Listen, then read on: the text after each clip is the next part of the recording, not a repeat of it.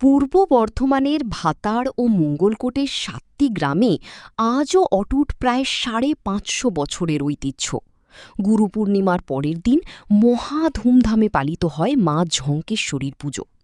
এ বছরের পুজোতেও ভক্তদের বিশ্বাসকে আরও দৃঢ় করে মন্দিরে এসে পুজো নিল বিষধর সর্পদেবী, এমনটাই দাবি স্থানীয়দের।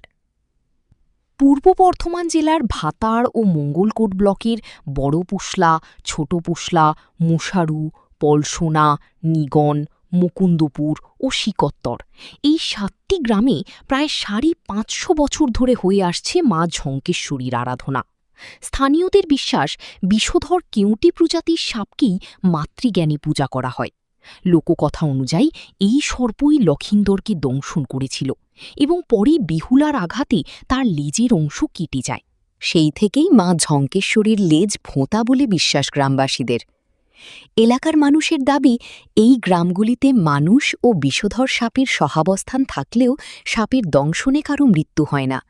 বলতে গেলে আমরা যেটা জেনেছি ছোটবেলায়, বাংলার ৯১১ সাল পুঁতিবদ তিথিতে মা উঠেছিলেন আমাদেরই ডাঙায়। তার জায়গাটার নাম হচ্ছে খুনগড়ের ডাঙা। এই পাশেই আমাদের জায়গা আছে খুনগড়ের ডাঙা।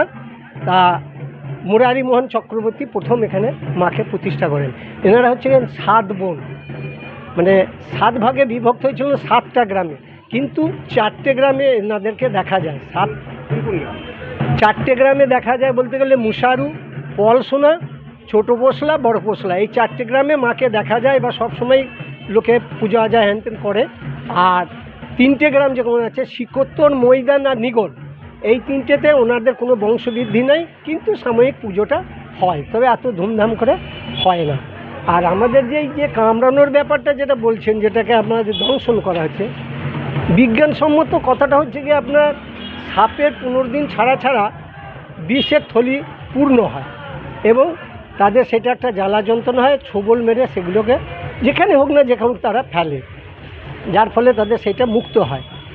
আমাদের এমনি তো কন্টিনিউ বেরোন এবং তার ব্যাঙ, ইঁদুর এইসবগুলো তো খাওয়া দাওয়া করেন, সে যার জন্যে তার বিষটা ক্রমশ হয় না, মানে স্টোর হয় না, যার জন্যে এটা বিজ্ঞানসম্মত। আর আমাদের যেটা ধর্মীয় কারণে যেটা বলা হচ্ছে, সেটা হচ্ছে মায়ের একটা মহিমা বা কৃপা, এটা আপনি বলতে পারেন। বলতে গেলে আমাদের যে এই আষাঢ় বা শ্রাবণ মাসে যে গুরু পূর্ণিমা হয়, এই গুরু পূর্ণিমার পরের দিন হচ্ছে পুঁতিবদ। এই পুঁতিবদের মায়ের পুজোটি হয়। এই বছরও পুজোর সময় সর্পদেবী মন্দিরে এসে পুজো নিয়েছেন বলে দাবি করেন ভক্তরা।